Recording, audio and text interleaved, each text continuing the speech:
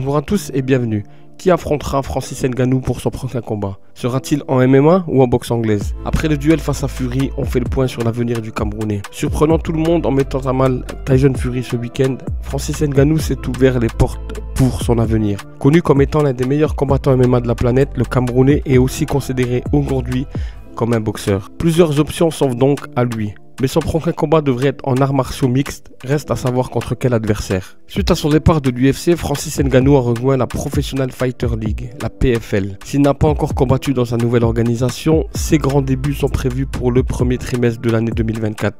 Et si l'on en croit les révélations de Pete Murray, le directeur du PFL, février est le mois visé pour le premier combat du Predator dans sa nouvelle maison. Mais l'adversaire n'est quant à lui pas encore officialisé.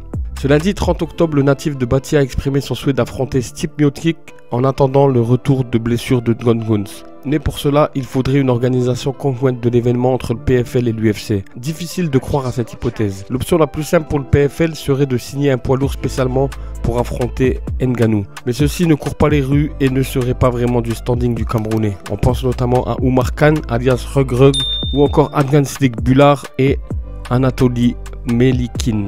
Montrant qu'il pouvait rivaliser avec celui qui est considéré comme le meilleur poids lourd de sa génération, Francis Ngannou a été intégré au top 10 de la WBC de la catégorie par le président de la fédération. Des options s'offrent à lui dans le noblard désormais, et deux noms reviennent avec insistance, Deontay Wilder et Anthony Joshua. Le premier a déjà dévoilé qu'il était très intéressé à l'idée de faire un combat contre Ngannou, et que les discussions avaient déjà eu lieu. De son côté, Joshua pourrait y voir une occasion de rebondir médiatiquement parlant, lui qui a perdu de sa superbe suite à ses deux défaites face à Usyk. Merci à tous d'avoir suivi la vidéo. Si elle vous plaît, comme d'habitude, je vais vous demander le petit like et le petit commentaire bienveillant, sans insultes, sans grossièreté, qui va avec la vidéo, ainsi que l'abonnement pour ceux qui découvriraient la chaîne ou qui ne sont pas encore abonnés. D'ailleurs, je tiens à remercier tous les nouveaux abonnés qui sont arrivés sur les dernières vidéos. Merci à tous et nous, on se retrouve très vite pour une nouvelle vidéo. Prenez soin de vous, de vos proches et vive la boxe!